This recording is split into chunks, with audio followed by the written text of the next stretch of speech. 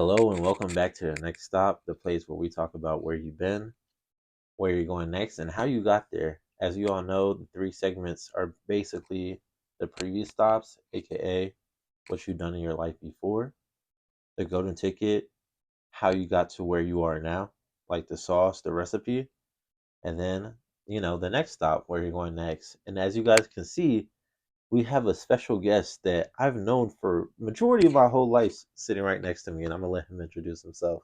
All right, for sure. Great intro, man. My name is Odein Karibi-Whyte. I am a graduating senior psychology major, entrepreneurship minor from Teaneck, New Jersey at Morehouse College. I'm also an artist, been producing, writing, rapping for like 7 years. Founder of a music organization, Morehouse Music Group on campus, and a whole lot of other things I'm sure we're going to get into today, but happy to be here. Yes, yes, yes. It's definitely great to have you here, Odein. And for you all that don't know, Odein, me and Odein are actually first cousins. Yep. So yeah. So we've grown up Yep. with each other and known each other throughout our whole lives. Facts. Since the Pampers. No cap. No cap. So my first question is for you, Odein. What is it like being from Teaneck, New Jersey? Mm, Tell the audience a little bit about Teaneck too, because I'm not sure yeah. if they know where Teaneck is. For sure. So Teaneck, New Jersey is that's where I'm from. It's a smaller town. It's not like small, but it's a smaller town in northern New Jersey. So I'm like 20 minutes from New York City.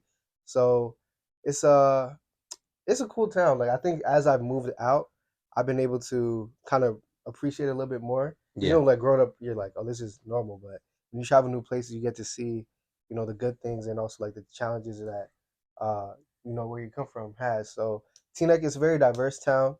Everybody from like we got all types of ethnicities, all types of religions, like all of that, all mixed up. It's still kind of segregated, but it's kind of we're all there. So that's something about Teaneck that is really cool, and it has a strong history of just being like a center for like diversity. I know my grandpa pretty involved politically over there, so he made sure he drilled me with all the information.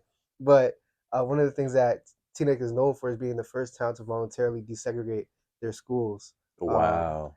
Yeah, so like back in the 60s, 50s, like that, they were the first ones. So that's kind of like the legacy of Teaneck. So it's a cool spot to grow up in. I'm not gonna lie. Like now that I'm looking back, I'm like, yeah, that Yeah. was a good childhood. Because we got, living in New Jersey, we got pretty much all types of landscapes. We got farms. You want to go find a farm. Got mountains. We got hills. We got suburban. Like Teaneck is a suburban town. We got suburbs. So it's just like, and we got the city right there. So if you want to go to New York, you can go to New York. Right Um, over the yeah, bridge. literally like 20 minutes. So I was in New York every Sunday for church. So Yeah. yeah, it was just kind of like that's kind of what it was like. No, that's definitely dope.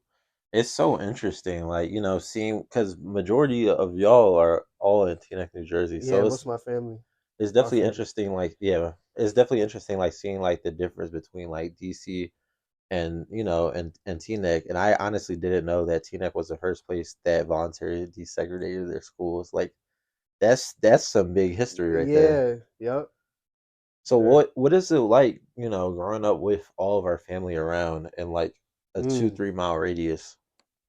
Honestly, it's really cool. It's really Yeah. cool. I think it's something that no, I'd say I appreciated it back in the day too. But just family functions are like we have like Thanksgiving, Christmas. That was always a good time, and I would be excited because Steven and his family would come for like, it's Yeah. lit. Like we could get to hang out with them. So that was like always a special treat. But it was cool just going like down the block to grandma's house or down the other block to our uncle's house and then cousins and hanging out with them.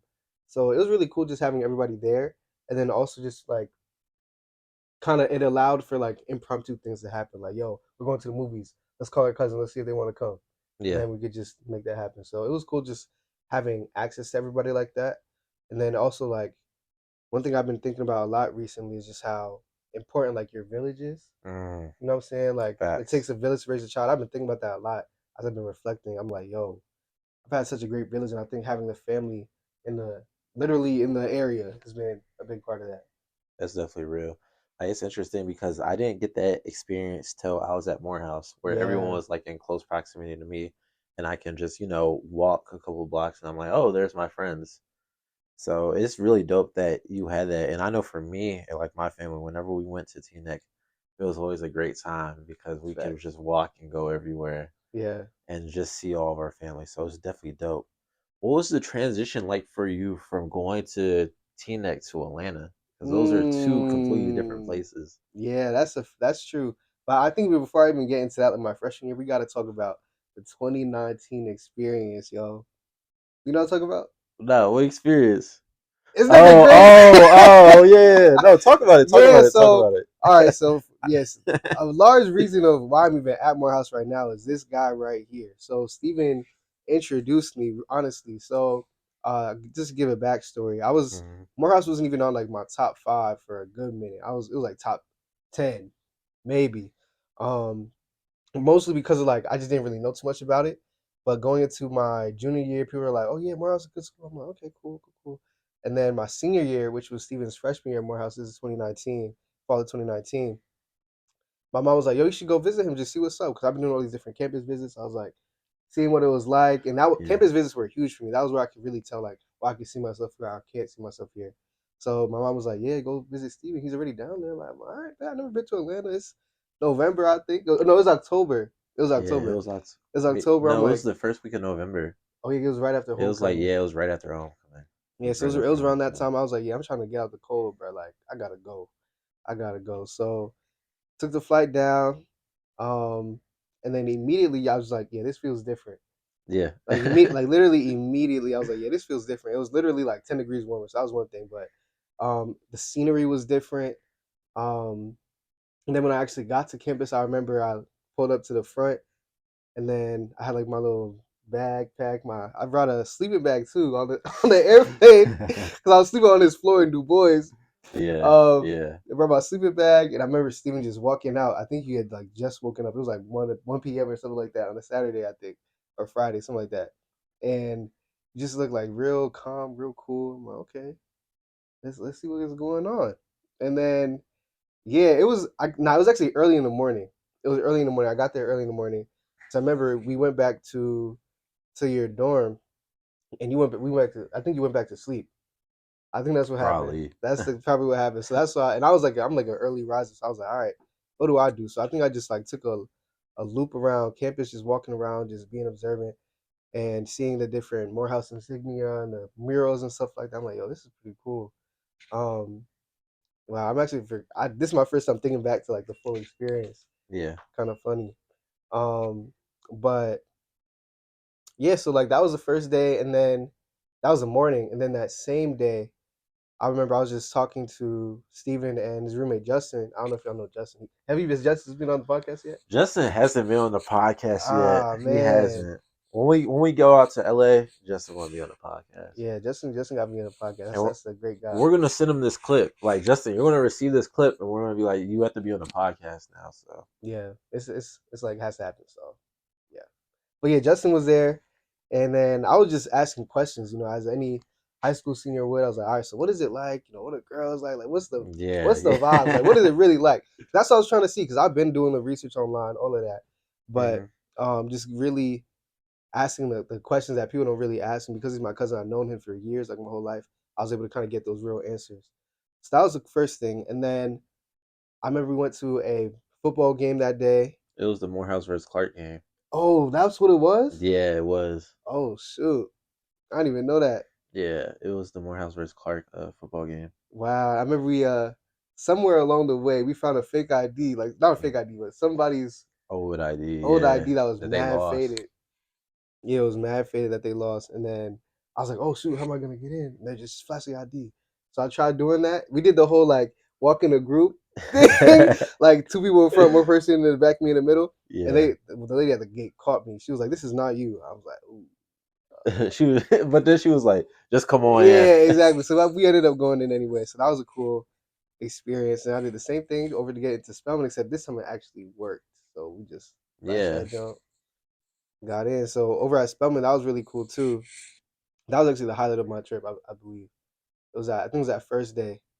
Um, that was a packed day now I'm thinking about it. yeah. Like when you started talking about it, I started realizing how packed it was We because did a lot that day. like you came early, then we went to the football game. Mm-hmm. Then like I gave you like a whole tour of the AUC, and you Ooh, that was talked. the same day? So we went to Spelman that day, We went to Spelman that day. and then you met a ton of people at Spelman. That was so And I cool. know later we went to a party. The Yeah, we party did was go to a lame. party. And It then was lame. it was it I was thought it was. I thought it was alright. it It was wasn't crazy, but it alright. was cool. It's like It I was. mean you know Yeah, what now I like an know, but actual experience is. yeah. That was lit to me. Yeah, yeah. That was lit to me. I was like, oh shoot. Yeah, that was fun. And then right after that part, I remember we went to Waffle House. Yeah, yeah. I still got that video on my phone of all the guys just chopping it up at Oh no, Waffle House. I need to see. You should clip that in. I want to see Yeah, that. yeah. No, Yeah, I could definitely do that. that was a good time. That was just like wow. And I remember the next morning we went to breakfast, and then I Hmm. was just talking to people. I was just seeing like what the vibe was, and they all seemed really just happy to be there, you Yeah, know. And then one of the yeah. things, because I was only a year younger, so I didn't look like too unfamiliar. And one of the things that really stuck out to me is when I was walking down like Brown Street, these guys were like, "Yo, what's up, y'all?" Da da da. And then they were asking me what my major was, and I was like, I don't know, I don't got one yet. I'm a high school senior, just chilling with Steven. They're like just really authentically telling me like, yo, you should come here. And they're explaining why. And that was Yeah. one of the biggest things for me because I've been all these different college campuses, you know, all of, like for years. And people kind of when you ask them, they're like, yeah, it's cool. Like that's it. So having people really explain to me why it's impacting them and why this environment is unique was a big thing for me. That spoke to me a lot. And then this was the last day. I think it was a Sunday. I remember I had to leave early because I think there was like another function going on. And you're like, oh, there is a game. Wasn't there like an event happening at Clark? Probably. There's an event happening at Clark, and they're like, oh, you.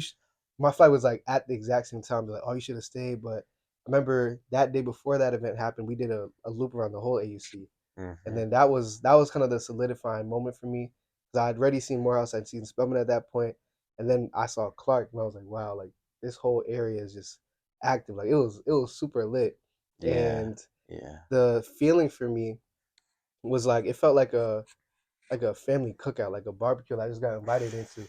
And that's such a unique environment for like a college or any university experience. So after that trip, I was like, yeah, Morehouse is definitely higher on the list, top three.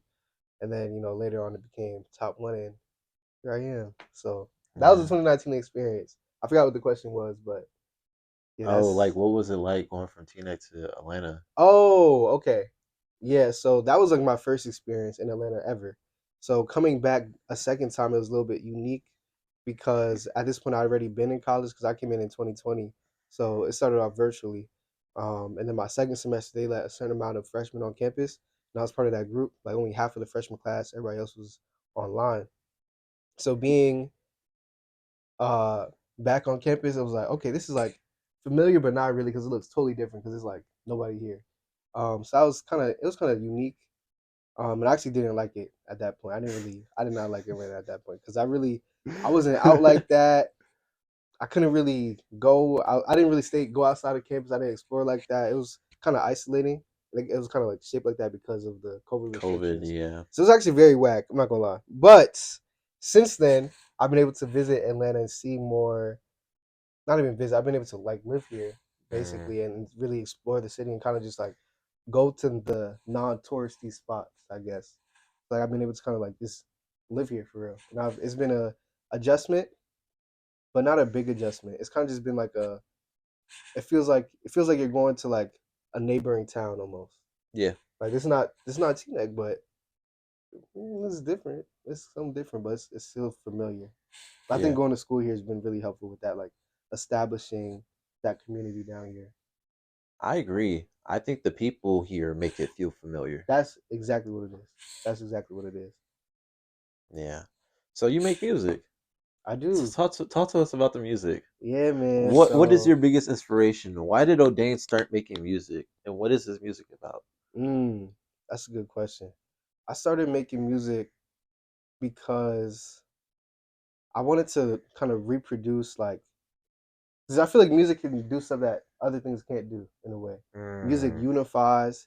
Music, at least for me, and I know for a lot of people too, inspires, encourages. It's like a way people feel seen, and I yeah, like doing that in like various ways, where it's like just hanging out with people or doing anything like that. But I feel like music is a way you can really like expand that, and I feel like even just a great way to get to know somebody is like, yo, what type of music you listen to? You could already know yeah. so much about a person just by that one thing. Very So true. when it came to like making it for the first time, it started off really from my dad. My dad was a huge inspiration with that. He has like a Yeah. little DJ booth in the basement, and my room was right above that basement. So I'd always be Yeah. hearing like all types of music. He's Nigerian too. So I've been hearing like African music, like Afro beats back in like 2006, bro. Like it sounded totally different. So I'd be listening to like jazz and all of that. And I just remember seeing him doing this one thing. It was so weird. He was like driving, not weird, but he was driving like tapping on the wheel to the beat, and I was like, oh, let me try that too. So I sat in my little seat just tapping on my car handle, Yeah. and then that was the first time I started like listening to music intently. Did you ever have a moment like that where you're like, oh, like I'm actually listening to music? Was that ever a thing for you? Yes, like I remember growing up, my dad, he used to play like a lot of music in the car. Yeah. Like, like I remember listening to the radio on the way home and Yes. like listening to the radio wherever I would go. And I remember some of those songs from my childhood, and I just remember hearing some of those songs. I'm like I'm not in Yeah. my head, Like. like Yeah. cranking. So I definitely get it.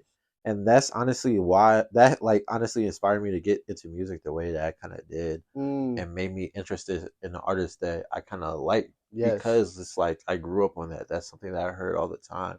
Like for example, like Kanye, like Graduation. Like Mm-hmm. I remember listening to Graduation on the radio. So when I got my first Wow. Wow. Wow. iPod, like Wow. that's the first album I bought. Whoa. I was buying freaking Katy Perry, bro, because that's what I was listening to. Katy Perry, Kesha, like, oh, Nicki Minaj. That's what I was bumping heavy. Yeah, and then like so like my dad was like playing music like that, but my mom like she had this stereo in the basement. It'll play like different Mm, beats, different mm-hmm. music. So that was always cool too. And then on top of that, my mom she would get like the now that's what I call music 45, Oh, I know exactly what you're and talking those about. would have all the hits. So that's Yes. why I've like for me personally, like I have such a diverse taste in music because I listened to that growing up. So like Mm-hmm. like there's been times where my mom played rock music, so I like different types of Wow. rock music, like pop music, Yeah. rap, like Yeah. everything. Like like my mom would play that, and then like my dad would play more so of like the hip hop stuff. So I was like, I kind of have a good mix That's of so both. cool. That makes a Yeah, lot of sense now that you say that. I'm like, I see it. yeah, yeah, Wow. yeah. Wow. So yeah, I remember on that one, it was like that one ride. I was just tapping to it. And that's when I started like understanding the or listening to the different elements of a beat. And then like as a producer, like that's one of the biggest things that's kind of activated. Like I listen like when I hear music, I'm listening to like the drum pattern, like the hi-hat pattern, the melodies behind it, the chords behind it, the all of those things that kind of play a role in making it a song. It's like if you're a chef and Mm-hmm. you eat a cookie, you're Mm. not just tasting the cookie, you're tasting the cinnamon, the flour, you know exactly how much, if it's brown sugar, white sugar, like all of that. So that's Yeah, kind of how yeah. I interpret music now. But when it came to starting to make it, I started first playing piano because my mom was like, all right, I need to do something else besides sports. So Mm-hmm. everybody had to learn how to play piano. Started taking lessons. Shout out Miss Pacheco. She's a great piano teacher. Started taking piano lessons. That kind of got me like into making music more. I did a little drum stuff. And then in no, middle school actually, my best friend at the time, Lance, he we would like just rap for fun, like at his house, like just freestyle, like mess with me, I'm gonna punch you in the face, like just like little stuff like that. And then one day it was the seventh or eighth grade. Oh yeah, I was just putting music on SoundCloud, just like rapping for fun, right? Just like bumping on the table. And then in seventh grade or eighth grade, I'm not really sure right now. I think it was 2015 though. It was like, yo, we're making a song after school. Let's do it. So sent me the beat. It was like this Chief Keef type beat. And Yeah, then he's like, yeah, just write a verse and then we're gonna record after school on Friday. So I'm like, all right, bet, I'll do that. So that night before I was writing, I was like, yo, this is gonna be the one. yeah, This is gonna be yeah. the one. And then we recorded it on the after school. I walked over to the spot, recorded it outside on his neighbor's yard after playing a game of basketball on a cracked Samsung Galaxy phone. Put that joint on SoundCloud. Next day at school or next week at school, it was up. It Yeah, was up. Everybody was that's playing that. crazy. Everybody was playing. They're like, "Yo, my rap name was Master O." They're like, "Oh, Master O." Da, da, da, da. And my verse was kind of hard too. I was listening back to it, like, yeah, it's kind of Yeah, tough. I was like, "When you see me on the block, you better stop and watch, cause I'm gonna send you the song. You yeah, can yeah. add it in there." Nah, send But no, it. I'll send it. It was funny. It was such a good time. And then kind of like getting the response from them, from like all my peers and stuff. I was like, "Yo, Mhm. this is lit. I really made this." And then it ended up being become music and just writing ended up being becoming my outlet because I never really had like an emotional outlet like that in a creative way. But I just be mad and I just start writing, or I'd be Mm, inspired to start writing, and that became like my a muscle that I built over time. And then I just kept doing that, and then kind of became like a SoundCloud rapper like at school. But it was cool though because my teachers would call me like Master O. Like I thought that was a flex. I was like, yeah, my teachers call me on my rap name, bro. that's crazy. I'm like, yo, this is lit. This is lit. And then in high school, I started producing, Yeah. and that's when like it Mm, clicked because that was really what got me into music in the first place was the beats, like dissecting that. So when I realized like, yo, I can actually make beats because the YouTube beats weren't really doing it for me. So I had mm. ideas that I couldn't like find on YouTube. So I'm like, I need to figure out how to do this. So I started doing that, and then that's when it all like kind of put together for me. So, which one do you enjoy more, producing or writing? That's a great question. I think at this point I'm better at. Actually, I don't even want to say that. It kind of changes with the seasons. Because when I'm in a beat making mode, I'm like, yeah, this is it. This is it. But when I'm like focused on writing, like this past 2 years, I've been really focusing on my penmanship and all of that. I've enjoyed that a little bit more. But honestly, I think I'm gonna go with production. Mm, Just because you can like do so much, yeah, you can really do anything, and that's just really exciting. And then you can collaborate very easily with other people in that way. yeah. I feel like production is very slept on because, Mm-hmm. the people who are rapping or singing or actually saying the words, they're usually like the star. Exactly. But people don't see the setting and the picture that the producer is actually Mm, painting behind them hundred that percent. allows the star to shine. Because, for example, like certain artists, they not going to have good music without certain producers producing their beats.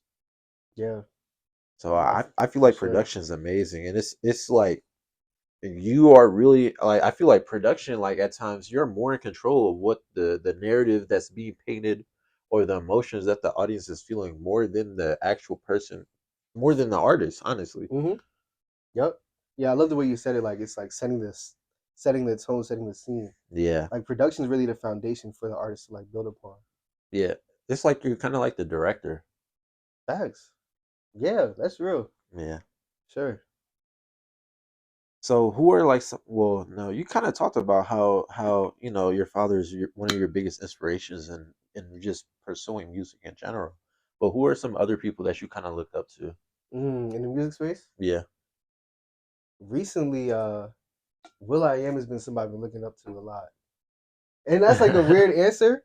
But Will I Am is he kind of encompasses like what I want to do in the music space. Yeah. Because I'm not gonna lie, Black Eyed Peas back in the day, they had some bangers, They bro. had some They had hits. some bangers. Hits. They had some hits, but Will I Am specifically, he actually produced and wrote most of that. But outside of that, he produced songs like American Boy, we know with Estelle and Hmm. Kanye. Like he was a producer back then too, just doing stuff like behind the scenes almost. So the fact that he still had an impact in big records like that was really cool. And even now, I'm seeing how he's kind of he was an entrepreneur in that sense too, where he like made these groups and kind of directed the whole artistic direction. And then even now he's doing stuff where he's like creating different programs in schools and stuff like that and using his influence. He's been somebody I really look up to in that space. He's being creative with like the music, but also what you can do as a result of creating good music. That's been somebody I've been looking up to. And also just being multifaceted within the music space. Yeah. Another person I look up to a lot is creatively is Scooty Wop. I don't know if you ever heard of him. No, I'm not familiar Yeah, with him. probably not familiar yet, but he's coming up. He's a he's a like he's a producer and artist as well. He's like a Christian like rap and R&B artist, and he's just super fire, like Hmm. super fire. So he's somebody I look up to as well. And yeah, one thing I like about him is like his versatility, but also the consistency and like the content. Because the music I listen to and make is like music that I want to have like substance lyrically. So I like to make music and listen to music where it's like either inspiring, encouraging, or just very like introspective, like reflective. Like music kind of not always like not everything has to be mad deep, but like I want it to at least be saying something. Like have some type of message. Exactly, have some type of message. Yeah, that's kind of how I move. That's definitely real. Is there a particular song that you like the most that you've created? Ooh, My favorite song Yes. What's your? I actually want to that I hear. made. What's your favorite song that you made, and what are other people's Okay, favorite? that's a Like, good question. what are other people's favorite song that you have made? Yeah. Ooh, I'm glad you asked that question. I'm gonna start with other people because I'm still trying to think about my favorite. I Other people really like the song called Eternity. Hmm. Yeah, it's more upbeat. It's very fun actually. That song is very unique because the beat is like I made that song as a remix of my other song. Yeah, So it's a remix version of a previous song I made, and it's actually very lit. Y'all should listen to that. Eternity by Odein. But we can put the link in the bio. oh yeah, put the link in the bio. It's a good Bet track. It's a good bet. track. It's fun. So people like that song is like very like makes you want to do something, Yeah. you know. And then other people like a song called Sunrise Alternate, and Hmm. that's like almost the opposite vibe. Like it's very mellow, chill, like something you listen to when you on a road trip or just driving down on the sunset, and that's a cool vibe too. Um, so those are like the two big ones that people like, and then the third one that people like. This might just be because of promotion. Like I just promote this one the most. But this one is called Timeless, Hmm. and we sampled. Me and my boy Chris produced that. And we sampled the Isley Brothers, who are actually from Teaneck as well, which is kind of crazy. That But is crazy. yeah, that song is just chill and vibe. It's just like different. So yeah, I like that. People like those three the most. And what's your favorite? My favorite, mm, see, this is a hard question, bro. I made over like 100 songs. What's your top three favorite? Top three favorite.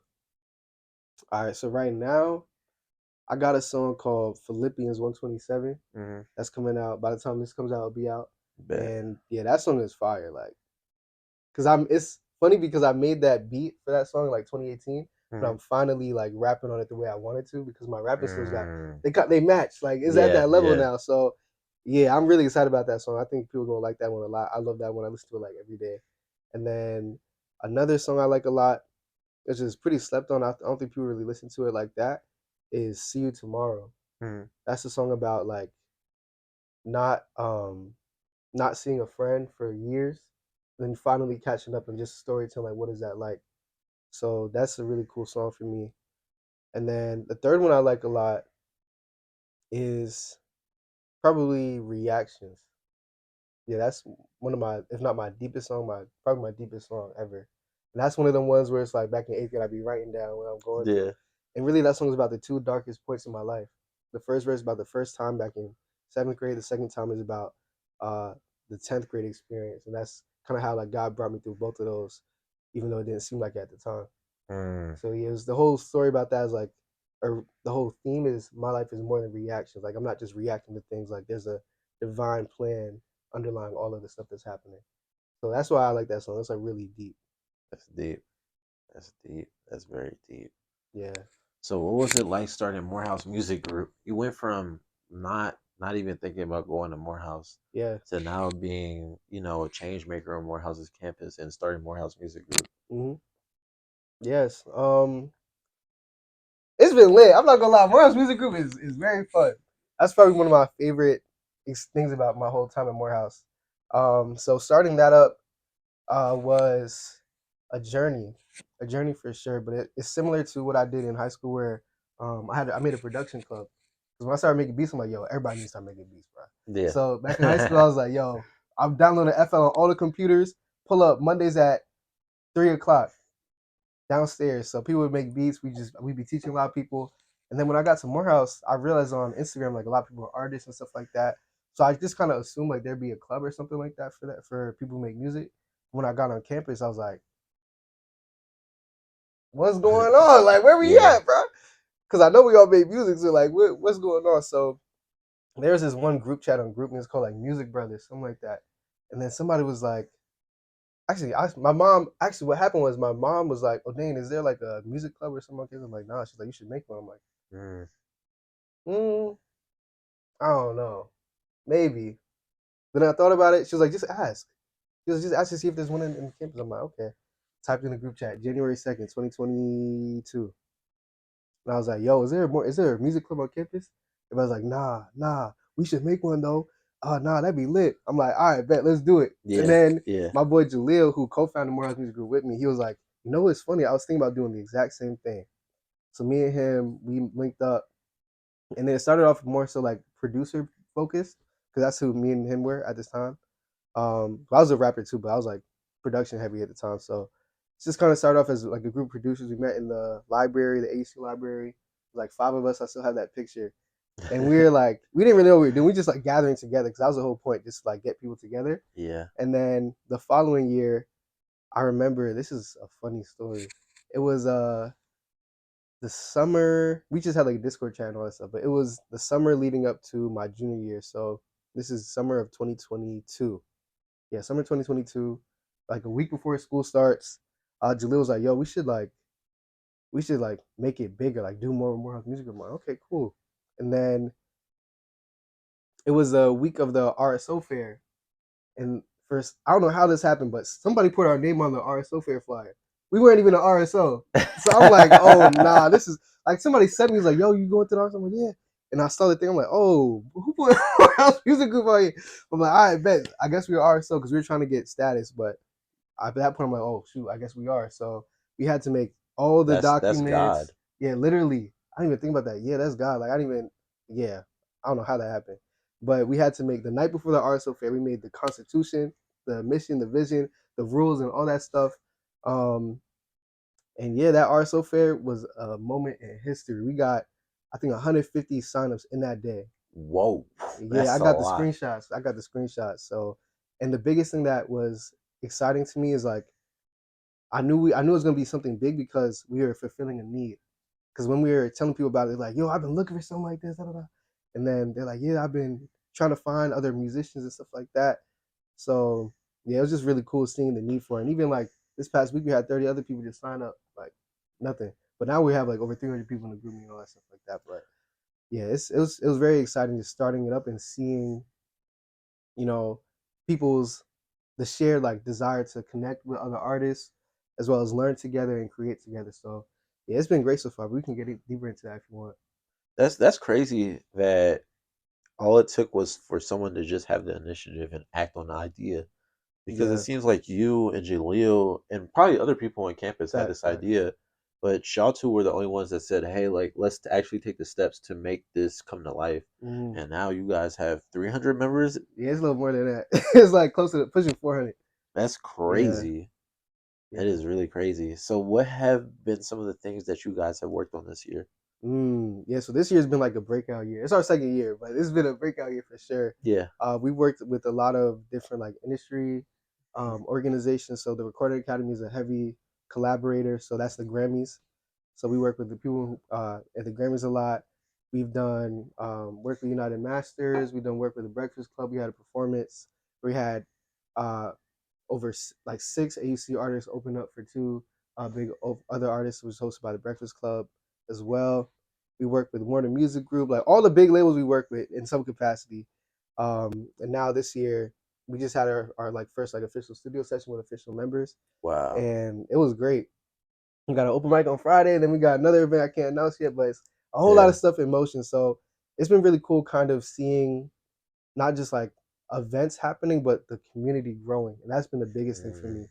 Is now people like if you make music, you are involved in Morehouse Music Group, which means you know other people make music, which means you know other events that are happening on campus, which means you know about other opportunities that are there. So it's like people have gotten internships because of us. People have gotten like literal placements, jobs, all sorts of stuff like that. So it's been really cool just seeing the growth happening, and it's a lot more coming too. So yeah, I'm excited. it's very refreshing to see, black artists uplift each other, Yes, uh, yes. especially like in the society where oftentimes we're kind of turning against each other and we're tearing each other down. So it's really good that you're creating a community that uplifts all of you guys and everyone's reaping the benefits from it. Hmm. Exactly.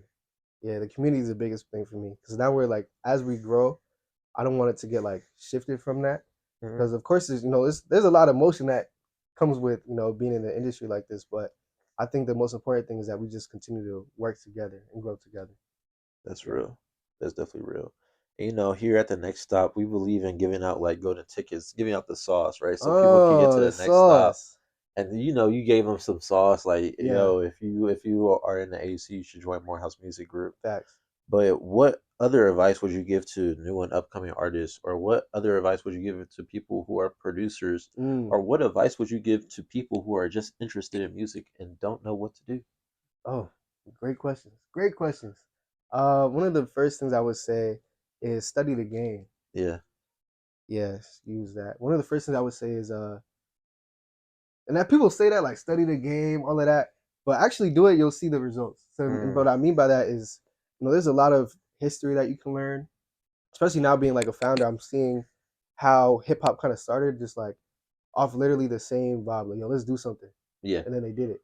So I've been watching a lot of documentaries, like if particularly for hip hop, if you want to watch on Netflix Hip Hop Evolution, you'll be able to see how all these different movements, starting from the '80s in the Bronx to California in the '90s to freaking Atlanta now and 10 years ago, and all these different movements, it shows how it started. And you can literally see like the key players, like, okay, there's producers here, there's DJs here, there's managers here, there's, all these little pieces are just people who are interested in music, party promoters, and how they all play a role. That's one of the biggest things. Just learn kind of the history of hip hop or whatever genre you're looking to get into. That's one of my biggest pieces of advice. And then honestly, like YouTube tutorials will teach you anything you need to know. I'm not even gonna lie. Like technically, if you're trying to learn the skills, YouTube, TikTok, and then once you kind of get, not even once you get to a point, but as you're learning on YouTube, find different people in your area or people online who you can connect with, and then who are like doing the same thing you're doing or at a point where you want to get to, and then just grow with them. That's been one of my biggest things. So just working with people, that's like the biggest sauce. And then also not being afraid to try new things. Mm, Like even if it's like maybe not different for everybody else, but it's different for you, still do it. So like for example, I'm maybe I shouldn't give this. I'm gonna give the example. I'm not a good singer, but I'm probably gonna start trying to sing soon just so I can yeah. like try it out. Because right now I'm only rapping, so I'm not doing as much as I can with my voice. So even just little things like that, or like I made a country record one time. Yeah. Have I played it for you? Now you haven't played it Oh for me. shoot. We can play it after Yeah, this, I could. Man, y'all or gonna laugh. you can play it right now. It's kind of crazy. It was like a joke, but I made it. We can play it Yeah, after it's this. called Quarantine My Life. Yeah. It's a country song. But anyway, so you just try new things like that. Like that expanded my range incredibly. So yeah, I just say try new things for sure. And then connect with people and study the game. And then also this is another thing, if you're an artist trying to actively grow, um, study like everything that an artist that who you want to be like it does. And what I mean by Mm, that is particularly on social media. This is super easy to do now. It's just a matter of application. So what I do is there are a lot of artists who you kind of have to post consistently to grow now. So just look at what they're posting. What type of content are they posting? What are the captions that they're saying? What clip of their music are they using in the post? Like maybe they're not using the verse where they're really breaking it down. Maybe they're using the hook because that's the most catchy part. Like you just gotta pay attention to that. Even the hashtags that they're using, and even in the comments, like what are people saying? So kind of just viewing stuff like that. And then I also watch a lot of interviews as well of my artists to kind of get a sense of where they're coming from and also their mindset, which helps me in my journey because I'm like 2 steps behind them, or I see exactly where they were like 3 years ago, and just that's really wow. encouraging to kind of keep yourself like yo, I'm on the right path. Like that's another big thing. I'm kind of rambling now, but don't get lost in comparison either, because literally we all have our own journey. So it's just gonna look a little different. But just keep doing all those things I mentioned, and put God first, be humble, and keep experimenting, being creative. You're gonna get somewhere for You sure, dropped a lot of for gems. sure. You definitely just dropped a lot of gems. Like you talked about being a student of the game, doing your Yeah, research, YouTube University, YouTube University. and then you also talk about like looking at different people who are doing things that you want to do in the future. Like I feel like it's important to have mentors and have people that pour into you, 100%. but you also don't need to know your mentors. Your mentor can be someone famous, but you're just tapping into all the different interviews, seeing what they did growing up, and kind of like imitating that to a certain extent, but you Hmm. doing it yourself. Right. That way you can get yourself to where they've been. So I definitely agree. That's a lot of good sauce and a lot of things that I'm want to think about when it comes to the next stop as well. Facts. And the thing I love the most that you said is just go out there and do it, even if you're not comfortable with it. Hmm. Just because you're not going to be comfortable with it at first. You have to sometimes, like, when you were riding a bike, you have to fall off that bike a couple of times for you to be able to ride it. Facts. With this, you have to fail a couple of times to be able to really grow and to learn. become better. Like you have to start from zero to get to 100. 100%. So that's Yeah, real. that's real.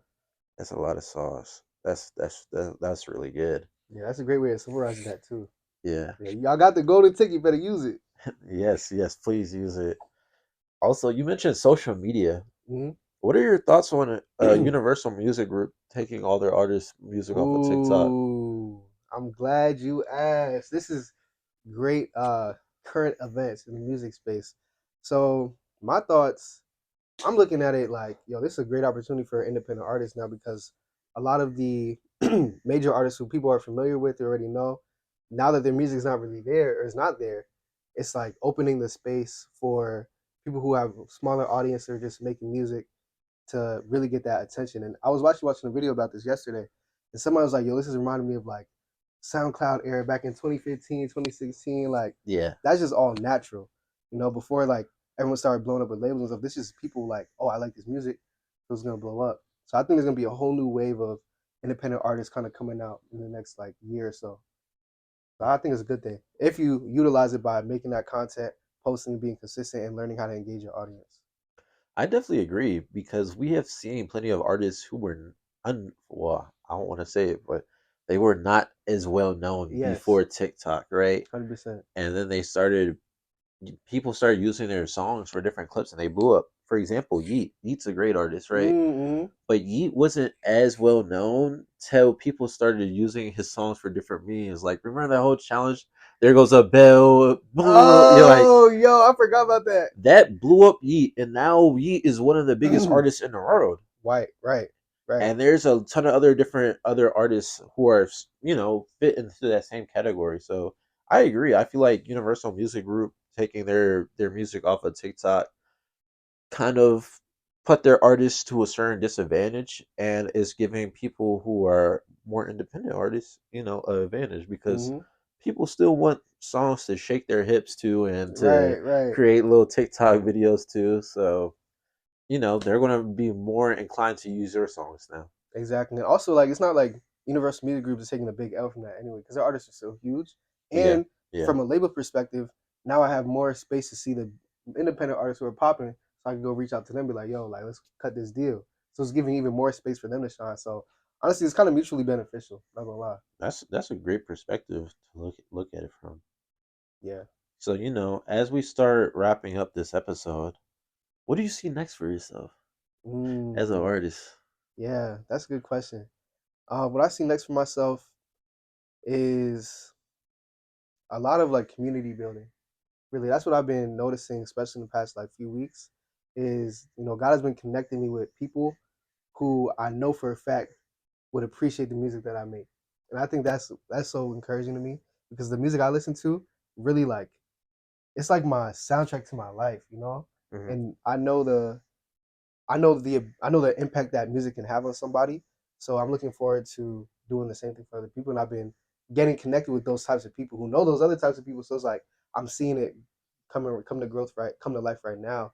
And then particularly with my career as an artist, I'm looking to find unique and creative ways to engage my audience and engage that community like Will I Am has been doing, and even like we've been doing Morehouse Music Group. So this is kind of like practice for me for my own artistry to see how can you get people together to grow, to learn, to see each other. So I see a lot of that coming up. I got definitely some more music coming out. It's gonna Mm. sound different than my old stuff. So yeah, you look forward to that. It's gonna sound different.